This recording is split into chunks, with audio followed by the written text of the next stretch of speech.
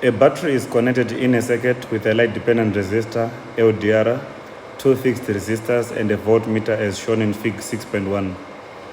The battery has EMF, electromotive force of 25 volts. As you can see, EMF 25 volts, and a negligible internal resistance. The resistors have resistances 320 and 240.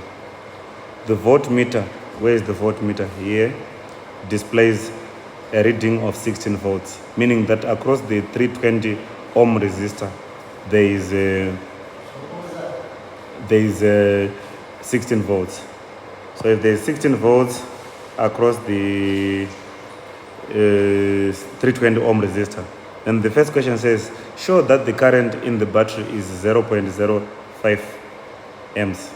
So you must, first of all, trace how current is going to move from the battery to understand the current in the battery. So current leaves the battery here. The same current goes like that. The same current comes here. Current does not go this branch here. Why? Because the voltmeter is assumed to have infinite resistance.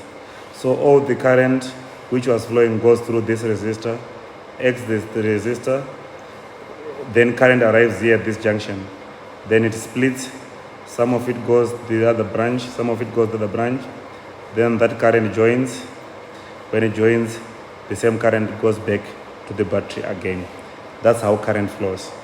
So if that's how current flows, then the question is, if they are asking for the current through the battery, it is obvious that it is also the same current through the 320 ohm resistor. But for the 320 ohm resistor, we have the voltage across it, because we have a voltmeter reading across it, and we also have the current through it. So I is equals to V over R. So 16 over 320 gives us this current. So we must understand where it is coming from, not just to calculate. Now the next question now asks us, calculate the resistance of the LDR, this LDR here. That there is our LDR. Let me write inside of it, LDR. Calculate the resistance of the LDR. Let me write R LDR here. So you want to find that resistance of the LDR. But to find the resistance of the LDR, we have no option but to use Kirchhoff's first law and to use Kirchhoff's second law, because it's not just a direct question as it seems. Firstly, to find the resistance here, it is obvious that there are so many things that might be needed, but in reality, to find the resistance, in most cases, we might need to know the current through the resistor and the voltage across it. The current through the resistor and the voltage across it. Now, the question is, how can we know the current through the resistor? How do we know the current through the resistor? That's the question. So it's not much of a problem, because we can actually find the current in the 220 ohm resistor. How do you find such a current in the 220 ohm resistor? We find it using the fact that if across here there is 16 volts, then across here there must be the remainder, because this, which is the EMF, which is 25 plus 16 should give us 16 plus whatever the voltage across the 240 and the LDR should give us 25. So if that is the case, then it is obvious that to find the resistance, the voltage there, we say 25 equals to 16 plus the PD, which we want to find, which would be across this 220 ohm resistor. So then V is equal to 9. So 9 volts is the potential difference across this. So if 9 volts is across this, then the next question is, we know very well that when things are in parallel, then the voltage is the same. Anyway, that is fine. So that's where you can start your question from. But we don't want to just start or end there our question. We go further now. We say, okay, suppose we consider this one to be a junction. Suppose we consider this one to be a junction here. And the current entering through the junction is I or I, such that the current coming here and the current coming here, the current coming here is I2. The current going this side is I1. Then according to Kirchhoff's first law, we would say I is equals to I1 plus I2.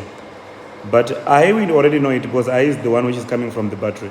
So who is I? I, we already know it. I, it is 0.05. We need to find I2. So how do you find I2? We find I2 by saying, okay, the voltage across the resistance of 240, because that's I2. I2 is the current going through the 240 ohm resistor. So the voltage across it is 9. Its resistance is 240. So by dividing these two, this gives us I2, the current I2. So knowing the current I2, then we find the current I1. This is the current through the LDR. So I could have stopped here instead of using Kirchhoff's second law as I did there, which is actually the same thing anyway. I could have just said, okay, I know that of course that across the LDR there is already a voltage of 9 volts. I know the current through it, which is 0.0125. That's the current through the LDR. So knowing that this is the current through the LDR as it is I1, then knowing the voltage across the LDR as 9, then you divide the two, that will give you the resistance of the LDR as 720. Because the current through the LDR is I1, it's been found. So the voltage across this and the voltage across this is the same, it's 9 volts. So that's one way, or just for me, because for practice purposes, we use Kirchhoff's second law. We say that, okay, the total EMFs in the circuit is 25. The total potential difference across the 320 ohm resistor is 16. The potential difference, if we choose this loop, remember when you are using Kirchhoff's second law, you have to choose a loop. So in this case, you'll be choosing this loop now. You'll be saying, okay, I'm choosing this loop like that. When you come here, you go like this, then you come back. So the current flowing here is I, but the current flowing through here is I1. That's why we then say the I1 that we got here multiplied by the resistance of the LDR. That will give us the potential difference across the LDR. In which case, you take 16 to the other side, becomes 9. Then you divide both sides by 9. Then you get the resistance of the LDR.